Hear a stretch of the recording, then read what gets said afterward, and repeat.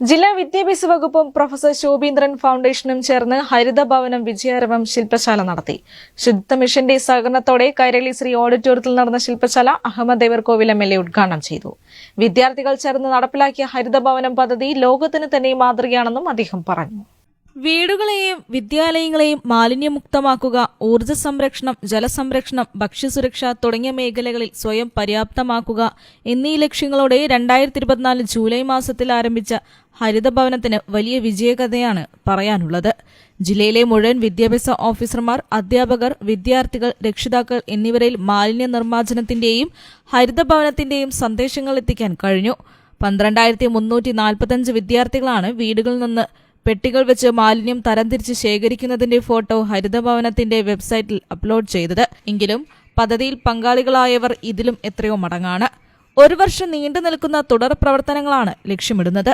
ഹരിത കർമ്മസേനകൾ നൽകുന്ന യൂസർ റെസീറ്റുകൾ ഓരോ 3 മാസത്തിലും അപ്ലോഡ് ചെയ്യുമ്പോൾ സിൽവർ, ഗോൾഡൻ, ഡയമണ്ട്, പ്ലാറ്റിനം എന്നീ പദവികൾ ഹരിതഭവനത്തിന് ലഭിക്കുന്ന രീതിയിലാണ് സർട്ടിഫിക്കറ്റ് രൂപകൽപ്പന ചെയ്തിരിക്കുന്നത്.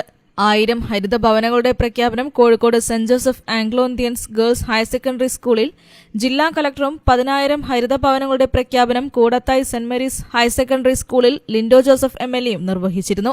ജില്ലാ വിദ്യാഭ്യാസ വകുപ്പും പ്രൊഫസർ ശോഭീന്ദ്രൻ ഫൗണ്ടേഷനും ചേർന്നാണ് നിറവിൽ സീറോ വേസ്റ്റ് മാനേജ്മെന്റ് സഹകരണത്തോടെ ഹരിതഭവനം പദ്ധതിക്ക് ഫലശ്രുതിയായി വിജയാരവം ശില്പശാല നടത്തിയത്. ശുചിത്വ മിഷന്റെ സഹകരണത്തോടെ കൈരളി ശ്രീ ഓഡിറ്റോറിയത്തിൽ നടന്ന ശില്പശാല അഹമ്മദ് ദേവർകോവിൽ MLA ഉദ്ഘാടനം ചെയ്തു.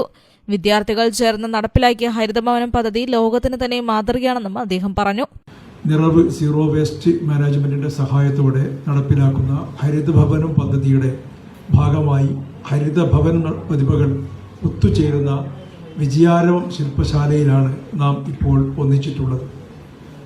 വിദ്യാർത്ഥികളുടെ മാലിന്യ സംസ്കരണത്തിന്റെ പുതുഗാഥകൾ രചിക്കാൻ മാലിന്യമുക്ത നവ ഈ പദ്ധതി നടപ്പിലാക്കി വരുന്നത്.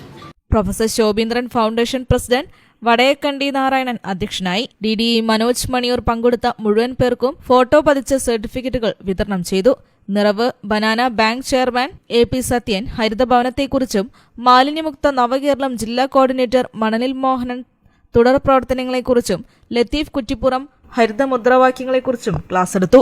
ശുചിത്വ മിഷൻ ജില്ലാ coordinator M Gautham, foundation secretary ZA Salman, vice president Shajeer Khan Vayyanam, Nisha Antony, PK Vikas തുടങ്ങിയവർ ഹരിതഭവന അനുഭവങ്ങൾ പങ്കുവച്ചു. സരസ്വതി ബിജു ഹരിത കവിതയും ജയനി ഗർഷൽ ഹരിതഗാനവും അവതരിപ്പിച്ചു.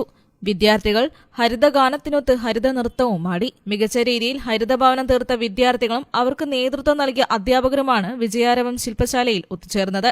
ജില്ലയിലെ വ്യത്യസ്ത പ്രദേശങ്ങളിൽ നിന്നുള്ളവരും ഇതിൽ ഉൾപ്പെട്ടു. News bureau, Kozhikode.